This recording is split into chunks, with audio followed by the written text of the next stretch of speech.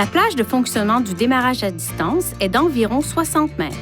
Pour que le démarrage à distance puisse fonctionner, la boîte de vitesse doit être engagée à la position de stationnement, le contacteur d'allumage doit être à off et toutes les portières doivent être fermées et verrouillées.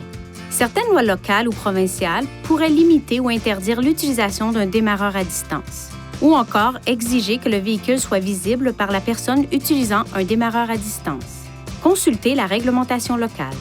Pour démarrer le véhicule à distance, appuyez 2 fois sur le bouton de verrouillage du porte-clés.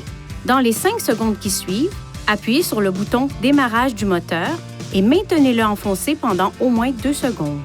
Le moteur démarrera, les feux de stationnement s'allumeront et le système de chauffage et climatisation automatique pourra être activé en fonction de la température extérieure. Le moteur fonctionne alors pendant 10 minutes avant de s'arrêter. Pour prolonger de 10 minutes la période de fonctionnement du moteur, appuyez sur le bouton de verrouillage du porte-clés, puis appuyez sur le bouton « Démarrage du moteur » et maintenez-le enfoncé pendant au moins 2 secondes. Le temps de fonctionnement est calculé comme suit.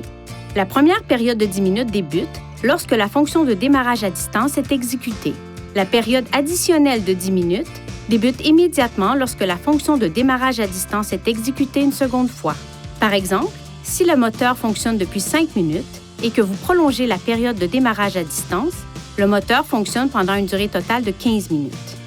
Appuyez sur le bouton « Démarrage du moteur » du porte-clés et relâchez-le à tout moment pour annuler le démarrage à distance du moteur.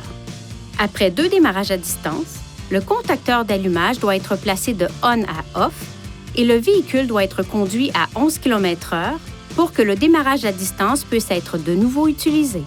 Pour conduire le véhicule après avoir utilisé le démarrage à distance, enfoncez la pédale de frein et appuyez sur le contacteur d'allumage. Veuillez consulter le manuel du conducteur pour obtenir des renseignements importants concernant la sécurité et les limites du système et pour en savoir davantage au sujet de son utilisation et de ses caractéristiques.